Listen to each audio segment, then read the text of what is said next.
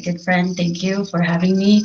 First of all, I just like to send my gratitude to Dr. Fazlin, APB, and also APB Scholar Webinar Series for having me here. I'm very honored. I'd just like to share my screen now. If there's any problem, Lisa, just let me know. If you can't hear me or I get stuck suddenly, let me know. All right, here goes. Right. Thanks. I'm going to go in full view of my screen.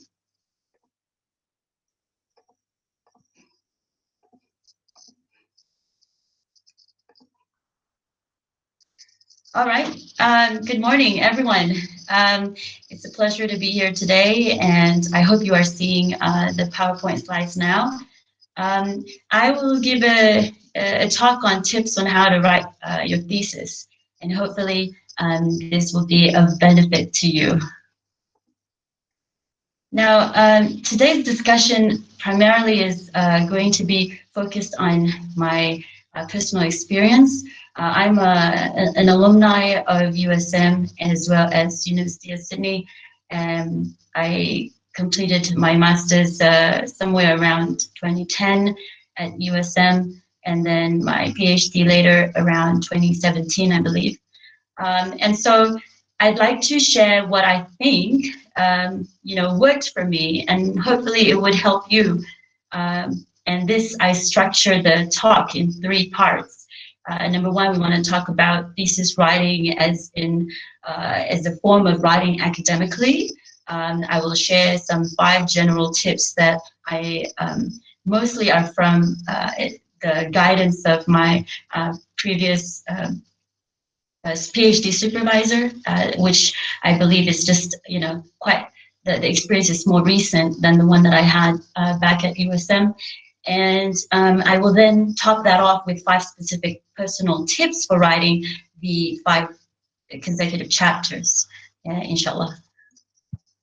I'd like to share that this presentation, if you know, it's taken, the template is from Canva. So if you see this template, you definitely see a nice quote here, and I find quite relevant. We write to taste life twice, in the moment and in retrospect. And so I'd like to add that to the quote, that we write what we can, only to realize how to write better. So I think that summarizes my experience in postgraduate writing the thesis. It's definitely a process, and I feel like you can only get better. So I'm also trying to be better at writing as well. Hopefully we can all do that. So let's talk about what thesis writing is. Thesis writing is like any academic writing, and this I take from Learning Center, the University of Sydney. In their website, you can find this. Academic writing is typically constitutes 4 main types of writing, and they are descriptive, analytical, persuasive, and critical. You will find that each of these types of writing has specific language features and purposes. And so in the thesis itself, you will find that these 4 types of academic writing are interspersed, and you would find, like in the literature review, critical writing is the most key, because this is normally where you show the gap as well as opportunity in the existing research. The method section would be mostly descriptive, and this is because you're just summarizing the methods that you use in your study. The results section will be mostly descriptive and analytical, because you are reporting on the data, and this you can do along with referring back to what people before you have found. The discussion section is more analytical, as you relate the findings back to your research questions, and you should know that this is also the part where it's mostly persuasive, because you are proposing your interpretations of the findings. So that's just the gist of what thesis writing is about. So the overarching question is, how do we write these in the thesis, right? That could, very well be summarized. there's a lot of tips that you can find online, and I believe there's not much difference. However, I will try my best to add a few things that were more personal to me, and I hope that you could, find this to be useful or handy. So first of all, I'd like to share the beginning of my enrollment to the PhD candidature. As I was seeing my supervisor for the first time, she asked me to make a list of all related readings. Now this is kind of expected, because she wants to gauge how much you know about that area. But at the same time, it's a very a good beginning to what you should do is, when you list the references out, you will begin to realize that this is where you need to know or determine the reference conventions. And this is, again, very much subjective to your institution. So you want to check that out with the supervisor. And for instance, if it's APA, MLA, Harvard, etc., you stick to it. You would find that even though this is kind of rudimentary or trivial, it will add a lot to the whole research. And you don't want to regret it later, especially for PhDs, where you would have more references that you can think of, and having a reference machine to help you, software, would definitely go a long way. And so for me, what worked for me was Mendeley. And maybe you can find others, but it's definitely important to start, filling your Mendeley with the references, and you will find that it does help you a lot in terms of just getting the reference list at the end while you are working on the Word document, as you write the in-text citation or end-text citation along. So when you get this down, you would find that even though this is repetition, it's actually true. What they say, practice really makes perfect, because it becomes a habit that then turns into a skill. And you would find, oftentimes as lecturers, we also evaluate our students' writing, and we can see that they struggle between even the simplest things like in-text and end-text citations, and there are differences to this. The way they write it is also different, and so the mechanics is very. You would see that it's trivial here, but it does add up to a lot more at the end. Here are some of the first.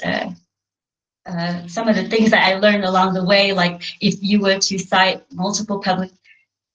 someone with multiple publications by a single author in a year, how would you do that? It's something like I never done before, and then you end up quoting Hyland, who's actually quite active in the publication scene. So you would have his papers 2 or 3 in a year, and then you would have to cite by the year followed by a letter, and then sometimes you get confused which one is which, really. Identifying key readings is also what I find helpful from the list that my supervisor advised me to do, because from this list, she can actually evaluate whether, oh, yes, you got some of the key scholars, the key papers or the key people in your area down. So that is comforting to know, because you want to be able to get the most relevant readings in your area. And if you notice, when you aim this number of key readings, it's actually keeping your writing more focused. That way you don't have to be, distracted by some other not necessarily relevant to your particular topic. And I am aware that for a student, the reading is just overwhelming. And so this definitely helps me a lot. You could find that the key reading is the one that's often cited, and all you got to do is go go down to the key readings reference list as a point to expand your further related readings. My personal tips for the writing of the introductory chapter is to begin with a skeletal outline. And a typical introduction chapter would have the background to the study, and then the purpose, which is then usually summarized by presenting the structure overview of your thesis. So what you have from an outline, you then just expand. So just to go through the three major parts of the intro chapter, your background to the study, you must just do this in brief. In brief, because you will then be expanding more in the second chapter, right? So in the background to study, you can do something like an inverted triangle where you present the study from a generic perspective and then to a more specific narrow focus, and that's where you find the gap. Usually as you are talking about the gap, the reader is now prepared to expect that you are going to then indicate your purpose. And this is, just off the bat here, the safest, most typical way of doing this paragraph is to just say the purpose of the study is, or this paper aims to, ... So that's just a very simple pattern or style that we keep on seeing for the indicating purpose paragraph. Once you have, explained research questions and then tying that back to the gap, at the bottom of the introductory chapter is usually what we call a structure overview of thesis. And this is just briefly stating what each chapter will be about. It's like a small synopsis of each of the chapter. And this is, again, expected because you want to tell the reader beforehand what they are going to expect. So tip number 2 is reviewing the literature. I was trying to look for a better way of summarizing this part because I understand this might be the most difficult for some to do. But mainly when tackling the literature, it's important to know that there's so much out there and you just need to focus. And so the best way to write this chapter is to present it in a comprehensive and creative way. Again, you can do it in outline, and you would find so many styles, the way people write their literature. The most popular would be, again, the inverted triangle, generic to specific, only because it gives the reader a lot more, you would, as a reader, it's a lot easier to make sense of something that could be generically related, relating something that is perhaps common knowledge, tying that closely to your area of study, and then, narrowing again to your specific or focus of your study. Other, styles would be like chronological order and stuff. I would say that writing this chapter definitely presupposes reading. What I mean here is that it will definitely tell the reader how much you know about the area. And even if you are being focused, doesn't mean that it's little or shallow. When it is focused, it gives a sense of intention and decisiveness that you want to portray to your reader, that nothing else matters but this little pool of knowledge that I want to focus on, because that's where I will go in depth. And so you would definitely need to demonstrate your knowledge on the area by emphasizing the gap. And so a lot of times, whenever I see the literature review, it's always something, the easiest way is for you to do a very broad reference to the literature, but then suddenly zoom in on your localized context. And like me, what else is there but to look at the corpus linguistics study from the Western, perspective, and then tying or bringing it to the Malaysian context. That would always solve the gap. One of the other thing about the literature is the chronological order. Some people would want to start with the pioneering studies and then to the more recent studies. That if that works for you, that's fine. Sometimes you can also include differing views, or what we call school of thoughts or camps, where you want to show that this is the debate, in the literature. I know that this is so and so, and who's friends and who's not, but you get my drift. By doing that, you are demonstrating that you are aware of the drama, so to speak, in your area, and that you are going to take some from here, some from there, and why what you are adopting or adapting would be most relevant to your study. I'd like to highlight here, the caveat is that this is never constant. By far and large, this chapter will always be developed, and you can, chill a little bit and not worry about the word count. It's definitely going to be expanded, and I feel like this chapter was developed concurrently while the other chapters were moving as well. One more key point here is that the literature review should not merely be descriptive. It has to be critical. Critical doesn't mean negative here. It's just how you perceive or how you look at an argument that is put forth by people before you, and how you can argue for how the arguments that they make, whether it's a strong argument or a valid argument.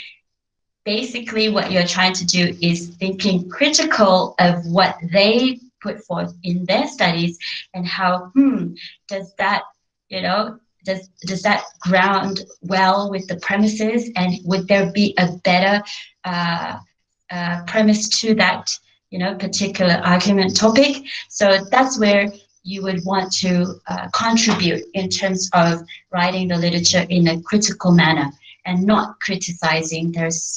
It's very much different between the two.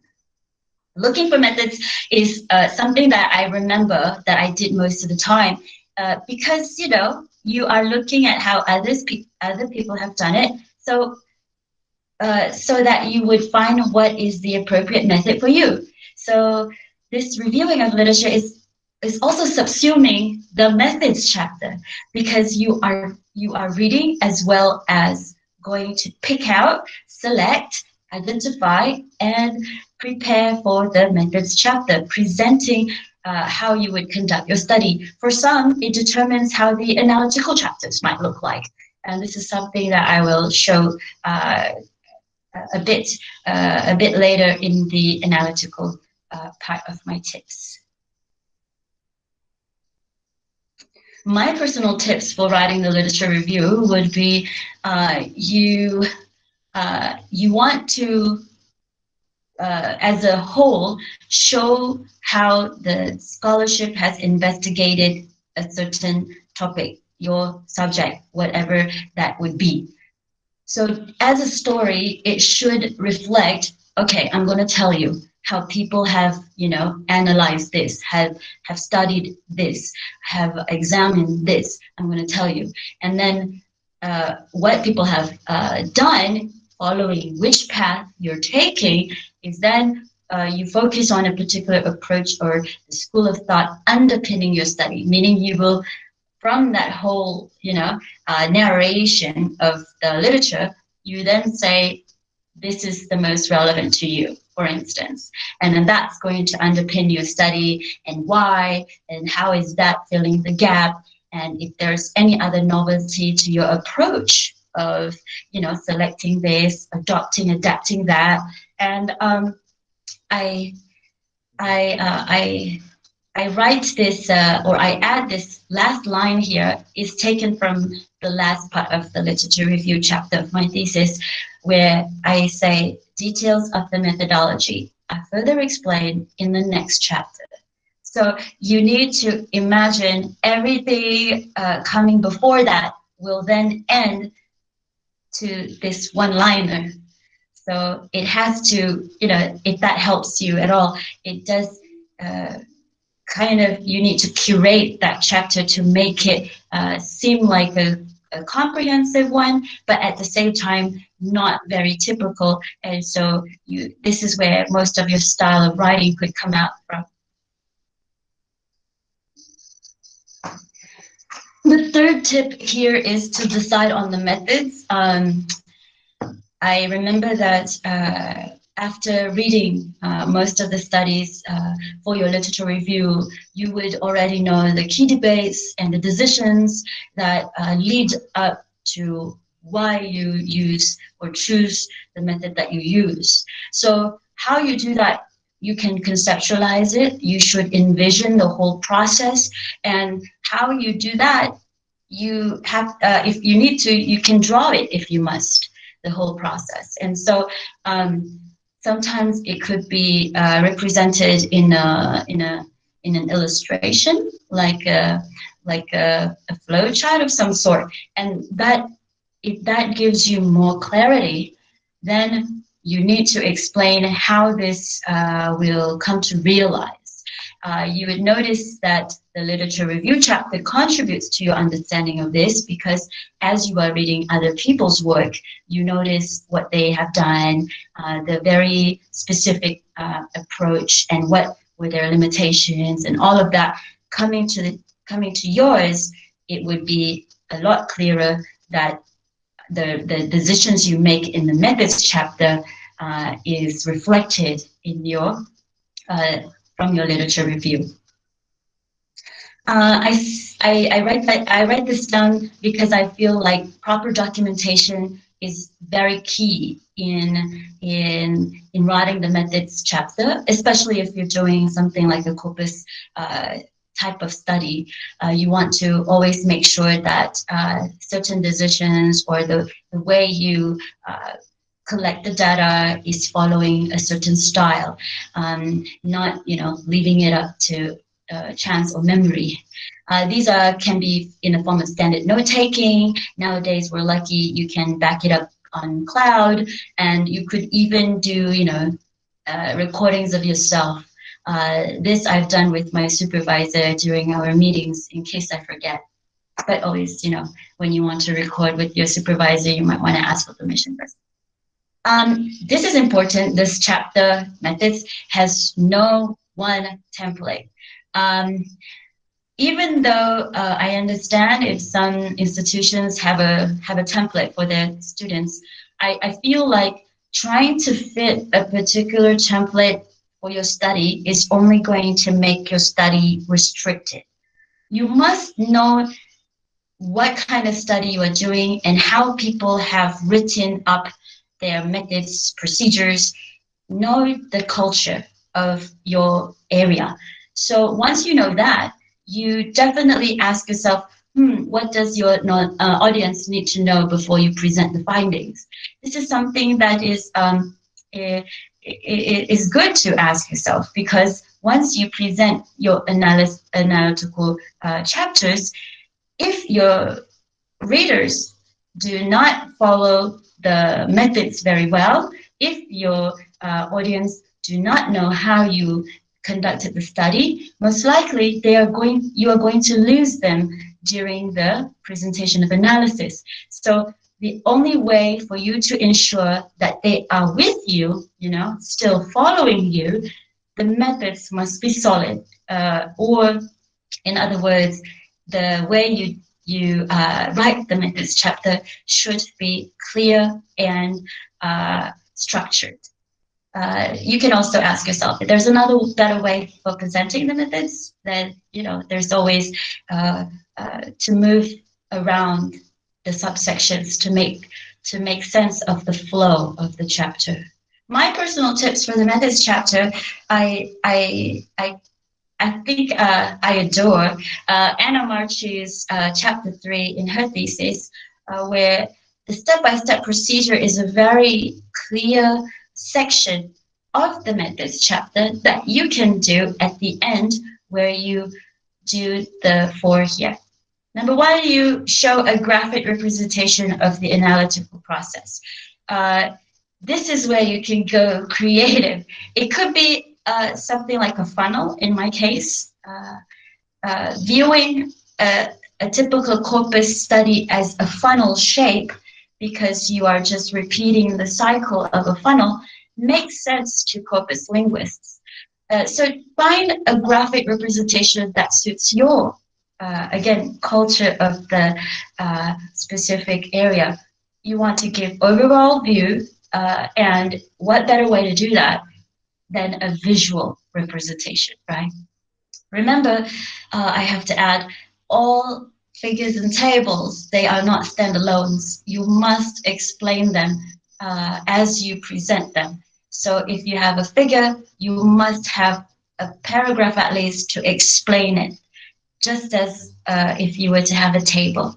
I repeat, tables and figures are not standalones.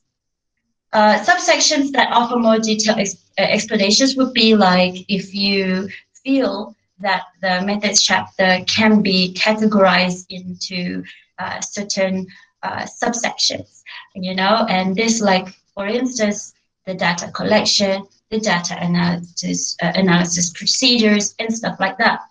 So this is where you present the methods more clearly, and you want to look at how you document this, making sure that as you write, you are not leaving out any detail. Sometimes we reinstate our research questions here because we want to remind the reader what the objectives are, and how, when they see the research questions here, number 1, they don't have to go back to the introductory chapter to find it, but they are also able to see how that ties with the methods that you chose. Here I go back to remind you that in this chapter it's more descriptive. So the use of the personal pronoun I is mostly found here, and that is quite common. It's something that I learned from my supervisor. If anything, even for expert writing, you would see that the personal pronoun I is shown explicit only when you are describing the process or methods section. Tip number 4 is about tackling one analysis at a time. I feel if most of you are PhD students here, you would have a lot to, perhaps in your research questions, and also how much is enough for a PhD would be one of your frequent questions. So I advise that take the time, focus on one chapter or analysis at a time, and I feel like one analysis chapter can be for one idea. The first step I did was to conduct the first step in my analysis. So as we did that, we let the preliminary findings lead the way, and that would determine what kind of chapters will be written on what have you. Sometimes from this first step, you are able to see a wealth of discussion. And so from this wealth of discussion, you can sort of categorize your chapters neatly. Sometimes you realize a repetition of the same step must be done, but you modify and manipulate certain factors, and then you get a different idea or chapter. This one I take from my supervisor. You want to always present findings first and then comment on them after.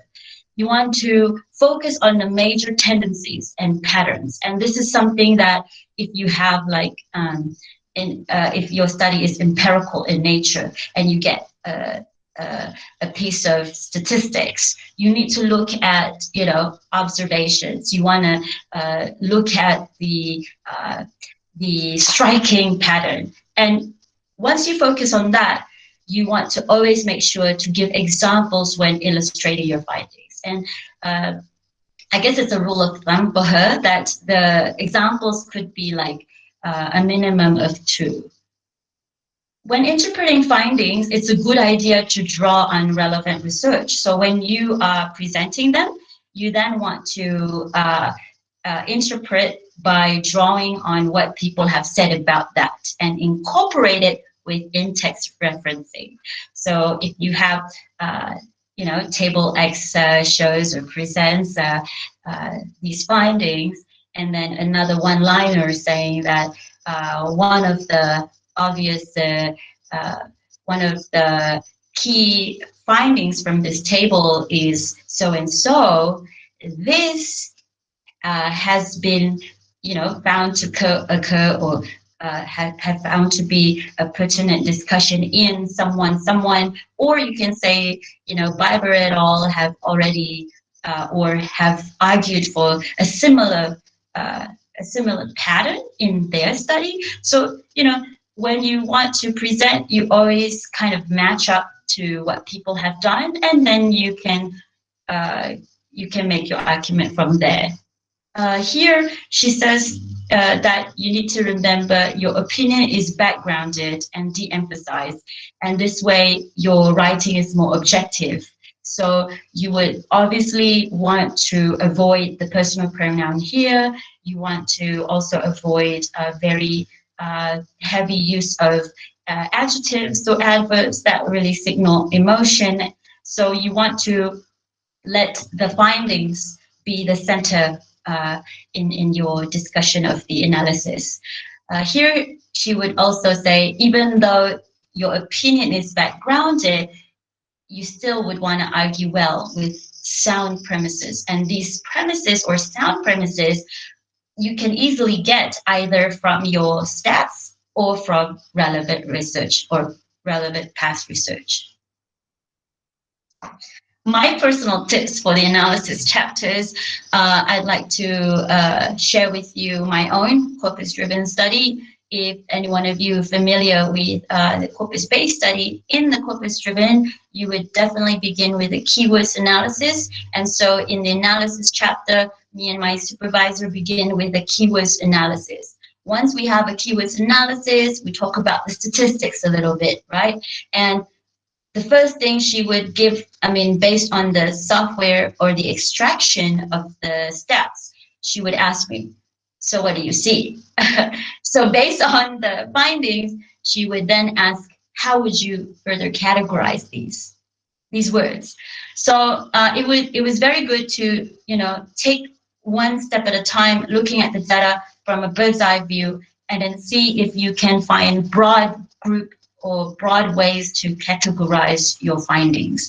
And in my case, or in a lot of linguistic type of studies, we look at the typical basic categorization of words where we have grammatical versus lexical.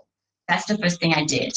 And then the most frequent keywords after that were looking at the statistically most significant keyword and then telling, maybe we should start with the most, obvious, which is the number one ranked or the most frequent, and that was the word can. And this model verb can, it started with, just trying to look at what we can find and looking at the other possible interpretations of can, looking at what people have done with regard to can, which relates closely to modality, and that's where you develop one chapter. And in this case, right after the methods would be chapter 4. Soon as you have something going, you want to ask yourself, is there enough for another finding? No, I think it's really extensive here. So you want to push the second finding to another analogical chapter, and this is where we got the personal pronoun we. Once we, develop again the same process how we did for the model verb can, we can see there's, certainly patterns that are coming out, and then tying it back again to the literature, you would find that as you go along, you're doing this repetitive cycle. And this actually kind of gives you focus that one analytical chapter is about one thing, and the other one is about one thing, and they all are doing the kind of synchronous type of method that you have discussed earlier. In chapter 6, this is where we figured, okay, what next? Because the few consecutive findings were not as interesting, but we noticed that, hey, we have looked at individual words. How about we talk about, prefabricated chunks, or talking about repetitive sequences, patterned kind of language. And in this case, I followed Biber et al.'s use of lexical bundles. And so in chapter 6 alone, we talk about how this could be novel.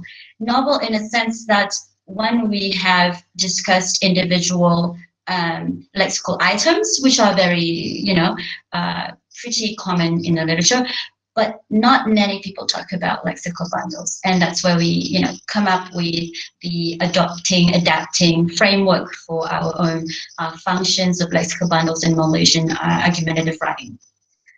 Then we, I'd like to highlight the tips here, trying to tie back to the methods tip, where I say, and the literature tip, where I say that sometimes as you look at the literature review and then you find out what people have done, notice that this would determine how analysis may look like. Because you are doing what people have done and kind of adapting, you would always go back to, all right, who else have done it this way? And so for modality, I've looked at Coates, Jennifer Coates and Palmer, who are very prominent in the area. And so you want to highlight them here because they are the key readings. And from Coates and Palmer, you would, easily find or identify the functional use of certain lexis. In chapter 5, you do the same thing and find out who has been doing on we, and we is referring to the writer's visibility in writing. And people at Lausanne have come up with a neat framework, but we actually had to adapt it because as you can see here, what I'm doing is trying to be critical, because Lausanne's piece of study is not similar to mine. So why should I be following, simply merely copying? Since you are critically thinking that is not, related to yours. What you can do, however, is always adopt and adapt. So that's basically what we do in, I think, different. If you can do that in the master's thesis, that would be even wonderful. In chapter 6, for the lexical bundles, we look at so many, mainly coming from Biber and Highland, and then we have Chen and Baker, which is very specific to inference, the use of certain bundles where the writer is to infer something, which is something that Biber or Highland did not see or did not include, and therefore it's actually an extension or an addition to the body of knowledge. So because of that, you need to be current and then pick up from Chen and Baker and then adapt, and then that's where we have a novel kind of framework that incorporates all of this. Hopefully you are following still. Do I have time? Yes. Tip number 5 is then to close the circle. Closing the circle means to relate back to the introduction and summarize your main findings. So in this chapter, normally the concluding chapter, you should not have new information at all. So in this chapter is just to repeat, restate, and you want to emphasize the significance. Why, tying it all back together, the famous "so what" question. Why is it so important that you do this study, or what have you learned from it? I always feel like my supervisor asks to reflect, because sometimes the implications, they are not very, they are not very typical of your policy making, kind of relating to that. but instead she says, and I believe it's true, that the so what question should be really specific to you, to your study. So what have you found? Because only you can know, because you are the one that's doing the study. So what have you found, and how is this related to your your context? So it's not very saying like solving cancer or something like that, or in this case solving COVID-19. It's not as generic or like that, but it's more to what you have found to be assisting you in your critical view of the argument in that area. And you have to always remember, because you are a novice, you are considered a novice when you are doing the PhD or even master's, that is only going to relate to you as a researcher. At least that's what I think. Limitations, future research, and any practical applications can also be found in this closing the circle. So, just your standard, I've only looked at this kind of genre, I didn't look at others, I look at this group of people, but, I can't generalize it. Future research directions would be, maybe looking at things that I have not focused on, because this is already extensive enough. Practical applications, like in our case for linguistics, we have the very easy fallback to the pedagogical implications, which are very, comforting to tie that back together. So when you have done that, you are merging all chapters and then tying loose ends. This is where you would do the final drafting, reading the complete draft and see whether the flow is right. Your supervisor is now going to finally look at it in one complete draft. Here is where I sought professional editing service, because for a PhD, and especially as a English learner writer, it's always good to have someone who, not necessarily a native speaker, but who has experience in the editing service to look at, to go through it with you as well. I was lucky enough that the institution has a grant for that, and so we just apply, and then it was paid for. Proofreaders like that can sometimes ask for chapters to be sent separately, and then they work with you for months. So you kind of have a relationship with them as well.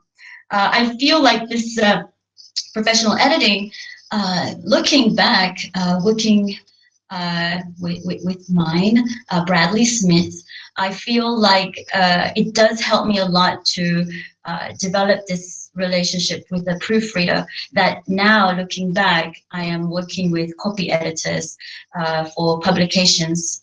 You definitely know that, okay, you get some, experience from there. And so it's not as weird when you get into the actual publications. This is where, at the end of the day, formatting matters. And like I said, if you take heed earlier on, you wouldn't have so much to deal with. And I was very lucky that here is where I learned from my mistakes when I back in masters, where I actually did my referencing manually. So I would, definitely advise everyone that you would want to really perhaps invest in learning a proper referencing machine to help you. Okay, it goes a long way. My personal tips for the concluding chapter is that you look at the overview of significant findings, yeah, and you talk about the contributions. Oh, actually, come to realize this, this actual 5 subheadings are the ones that were taken from my chapter.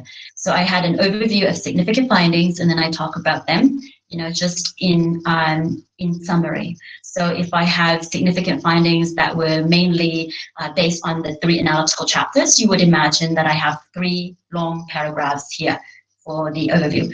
And then contributions is where I talk about what would be, again, like I said previously, what is specific to my own study and how I highlight the strength of my study, the novelty. I am realistic at who benefits from it. You know, it's not the ministry. I don't know if the ministry is going to benefit from it, but definitely from understanding how learners write. That's what is going to benefit me. At times, you may discover negative observations. That's what I found, and I'm very lucky. Monica, my supervisor, she found that to be not just a negative thing, but twisting it and using it to our advantage and seeing it from another light. And she said that this could also be viewed as novelty, where you mention a negative observation, which sometimes is risky. You don't want to show a lot of negative findings, but for this one, it was exceptional. And alhamdulillah, I think the examiners saw that as well. Recommendations for future research, implications that are more specific, and then boil down to conclusion. The conclusion I had was like 2 paragraphs, overall summary, and then just like, you know, trying to end the last sentence of the thesis with a bang or some sort. It just had to have a good ring. These are other tips that might be useful, because I said I was going to only focus on 5 due to the time that I have. With Monica, we did a reverse timeline. She was going to be very strategic about it. So she goes and finds, okay, what is the last date for you to submit? Let's go back from there and backtrack, and how much we are going to spend on a chapter. She actually thinks about that. The word count per chapter was very useful, because I remember she asking me to, you know, draw a table for each chapter. How much words are you going to allocate? And this is definitely going to be summed in the minimum amount of words that your institution requires you to write a PhD or master's. So if it's 80,000 words, how are you going to distribute it between the chapters? That's what we did. And we actually worked the chapters separately. And then we look at we did some math and look at how much we need more to contribute to the expansion of the thesis. Because you got to be realistic. At the end of the day, they really want to count how much is much, and that total word count is a good, you know, reference for everyone. With Monica, we do supervisions every fortnightly, and alhamdulillah, I've been using that kind of tactic with my students as well. This is, I believe, to be working, because if you ask some of my students who have finished their FYPs, for instance, they would always be the ones that always get to finish on time, or even are very happy with their work, would definitely find testament in that you need to constantly, at least fortnightly, showing progress. But on a caveat, the caveat is, do not send something you are unhappy with, because if you are unhappy with it, your supervisor most likely will be unhappy with it too. You should talk about your study. I always feel like, especially the PhD students, don't keep it to yourself, because that's where it gets down to some kind of negative emotions, where it would not give you any productivity. So a lot of my memories our memories in Sydney were all about, talking about your study over a cup of coffee, and only the people who actually goes through the postgraduate would only know what you're going through. So it's very much important to have a circle of friends that are doing the same thing. Reach out, share your progress at seminars, workshops, and conferences. This is something that were instilled in the postgraduate students at Sydney. You must do this because it develops your confidence. It keeps you, on your toes, keeping up with what people are doing, as well as gaining that clarity every time you share your work. And at the end of the day, you're only going to get better if you have more experience in that. I think I have a little bit time left. Yeah. This is where I don't know if it's going to be helpful, but I feel like looking at the excerpts from my examiner's reports. First of all, it's a little personal or private, or you'd be risking to share the actual reports. Some are daunting, but because I feel most of this can be learned, you can use this hyperlink, because I decided to make my PhD thesis 100% available online. It's with the University of Sydney's repository. I think we can learn from the evaluations and the endorsements from my examiners, and they will be kept anonymous here for the sake, but I just want to discuss them with you so that I can help you. I feel like maybe a good tip is to actually see what examiners think. Here are some of the excerpts that I want to share with you. My thesis was found to be clearly structured. That's something that they want or they like. The student shows a good command of relevant literature. That's very important, because that was highlighted. This person actually further explained, because in the examiner's report, you have to justify the grading. So the award, sorry. So this is reflected not only in chapter 2, this person says it was found in chapters 4, 6, like I said earlier, the analysis chapters, when the author reviews relevant literature on modality, author's visibility, and lexical bundles. Using sources to interpret her own findings, compare these to previous research. So I want to highlight here that is what they're looking for, and this justifies their awarding you with the merit. After carrying out the research, the student is able to identify clearly limitations. You got to be realistic. So this led her to the question of the validity of the thing that I was using.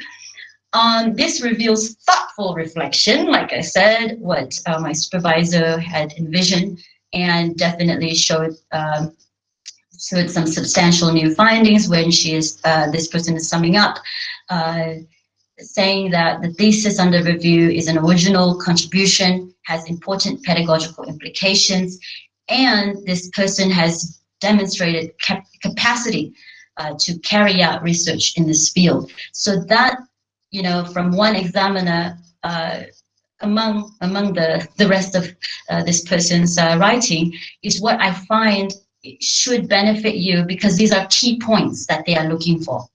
On the other hand, we have also, this examiner who's focusing on capability to investigate. And this may tell me that this person was looking at the methods in particular. And the discussion style is, fairly mature. And so you want to, perhaps think to yourself, oh, the discussion style, the way I say something in my writing also impacts the reader. Because at the end of the day, the reader is human. They would appreciate, writing that is, if possible, clear of gross grammatical errors. It should have a very neat flow, structured, not all over the place. And again, it should be, in this case, mature, I believe, would have to reflect the academic style. Also, this person says the thesis reflects a high degree of novelty value, and that was signaled in chapter 7, where this person wanted to highlight the strengths. So this thesis, again, you can say that sometimes the award is given because of the contribution to existing body of literature, and not talking about solving any kind of problems. It's more or less, this is, is good addition to the literature, because not only did the thesis talk about other people's work, but it actually adds to it. And that is something that I feel I want to share with you on my examiner's reports. So this is the end. Yes, 4 minutes to go. I feel like I want to share with you, even though I didn't get enough to talk about it in my talk. I guess partly I owe the experience to Dr. Bronwyn Dyson. She's a lecturer at the SLAM faculty, where we do linguistics with Monica and others. And particularly, Dr. Bronwyn Dyson focuses on writing. And she has this course, which is called Introduction to Thesis Writing course. And I find that, you know, I have a lot of her materials. I actually have it right here.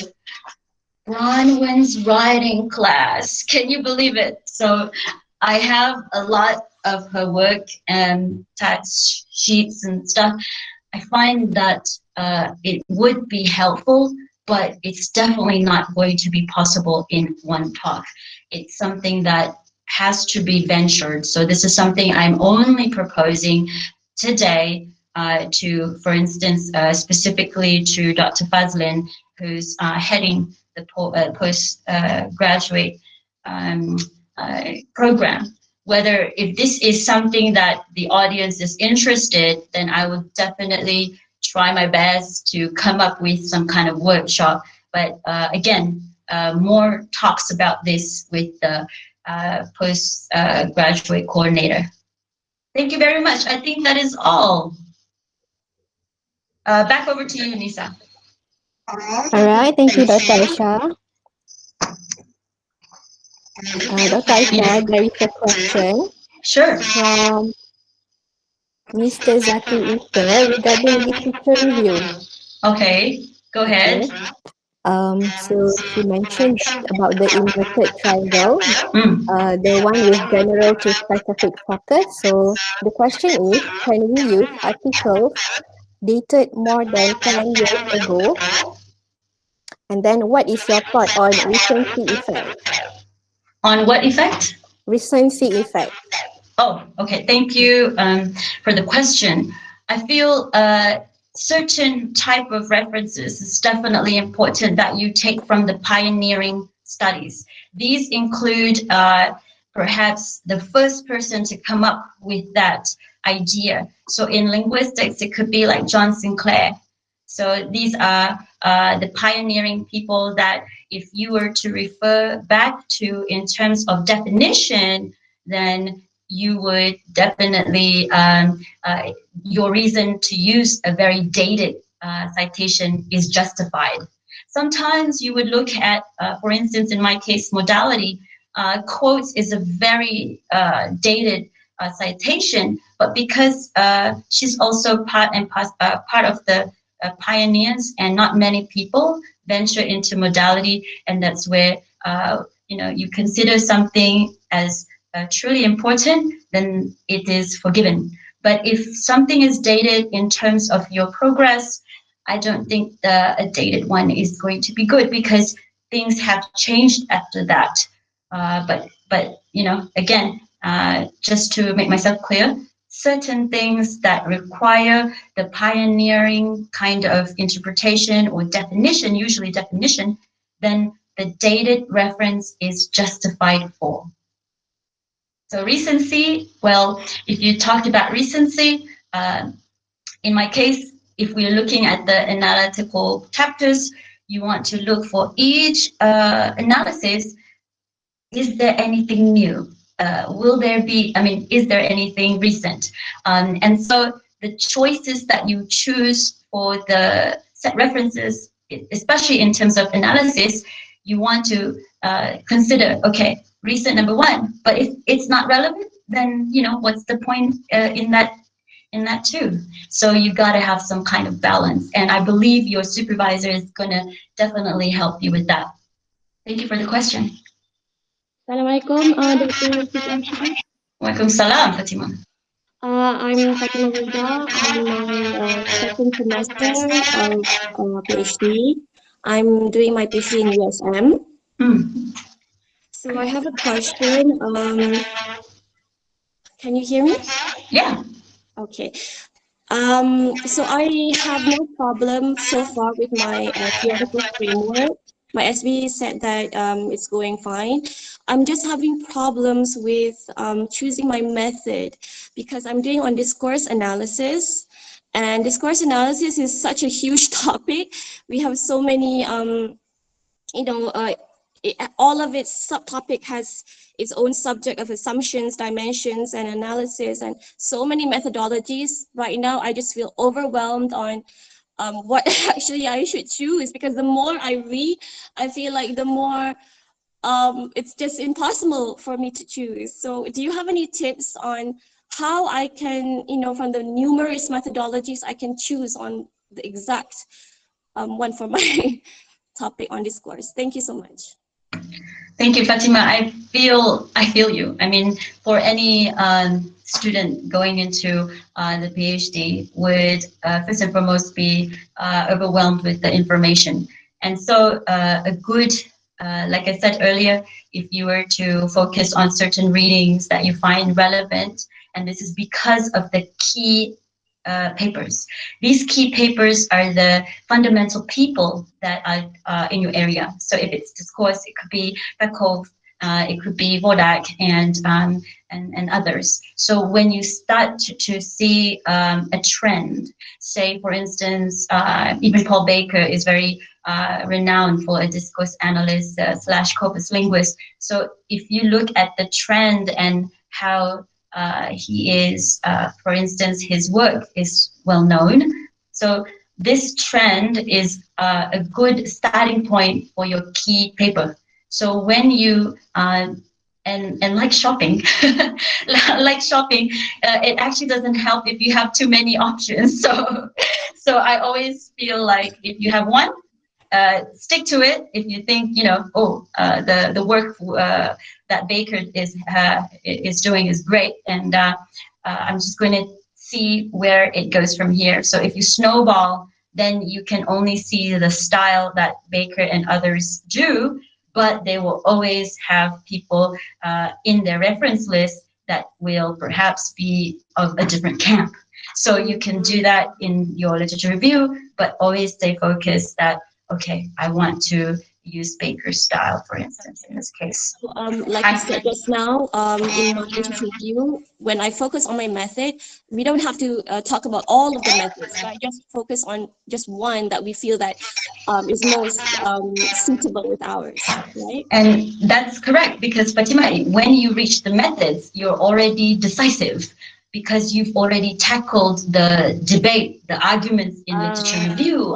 So you would say, that's why I'm doing this. So I don't have much time to talk about the debate anymore because I want to talk about the steps and procedures here. All So, right. yeah. Okay. Thank you Good so luck much. with that. Good luck. Yeah. Thank you. Okay, Dr. Aisha, there is another question. Okay, go ahead. Can you share your thought on developing a synthesized paragraph, and do we do it based per citation basis? Thank you for the question, because before coming up with the idea for this talk, I was really torn. I wanted to share with you so much, but 1 hour is not enough. You could talk about tips, but at the same time, you've got to be realistic in the students' expectations of how to improve their writing. And like I said at the end of my talk, the writing definitely requires more time. If you want, to go over like the tips. Even when I look back on my notes with Bronwyn, it's definitely, detailed and time consuming. So something like that would definitely be worthwhile for a workshop, definitely. And so hopefully APB would come up with some kind for you all. So back to the question for synthesizing, you don't want to be too like, what shall I say, how to put it, aware. You don't want to be too aware of what you're doing in the writing. You don't want to be like, okay, now I'm describing, and then now I'm going to analyze. Okay, this is where the sentence is now synthesizing, I hope. Don't be too worried about that. It's more on developing the argument that flows. Once you have, because like my experience, you will never be able to learn fully from a theoretical point of view. I can say I learned a lot from Bronwyn, but you just have to write to learn the writing process, and it's something that Bronwyn cannot help. So when we write with the supervisor and this constant feedback, editing back and forth, that fortnightly event, that very gross comments on the side, it's just from a lot to minimum. So you would find when the supervisor tells you, okay, what is the argument here, it kind of develops your writing slowly but surely. You will get that momentum, you will get the pattern. And I must say, a lot of my writing now is a lot influenced by my supervisor's writing or my supervisor's style of commenting. It's just because you just pick it up as you go. And so as a synthesis sentence, no, you don't necessarily have to include all citations. The synthesis part is where, okay, so you've talked about the findings and then the so what. That's where my supervisor would always say, interpret it using past studies. You do not want to include like, e.g., example, 1 study, 2 study, 3 study, 4 study, 5 study. You don't want to do that.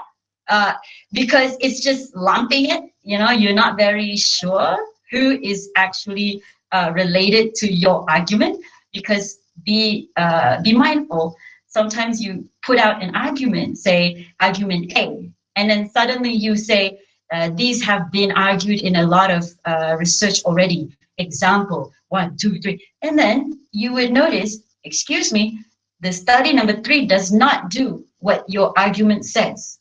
So you have to be careful because they can point that out. So to me, my supervisor always is wary. If you ever use a previous study as backup or as interpretation supporting your argument, you must be careful. Is that the right association with that study? Otherwise, leave it out. Leave it out, because it's very dangerous to just lump anybody in your group of references within the end text citation and then getting caught to show that, excuse me, you don't really know that study. And that would only, look bad on you. Yeah. So I guess the rule of thumb, it's always true citations or examples when you are giving the interpretation of your finding, because true is not too much, not too little, and they are focused. And then maybe don't repeat the same true. Do you get what I mean? Because people can see, oh, you're a big fan of Baker, that's for sure, for instance. So if it's not related to the argument, do not associate them. As best as you can, associate a reference that is the most relatable to the argument, but be careful not to do that too many times. Thanks for that question. All right, thank you, Dr. Sifresa. I think there is no more questions from in the chat section. I think we can end our webinar session. Yay! All right, thank you everyone for participating in this webinar session. If you have any requests to email to your personal email, you can just type at the chat section, and then I will collect the email and send the recording to your emails. Thank you everyone. Thank you, Nisa, for having us and organizing this wonderful event. Assalamualaikum. Bye. Good day, everyone. Thank you, Nisa. Oh, thank you, Dr. Fazlin. Bye, Dr. Fazlin. Thank you. Thank you. Bye, Thank you, everyone. everyone. Good luck to the students here. Assalamualaikum.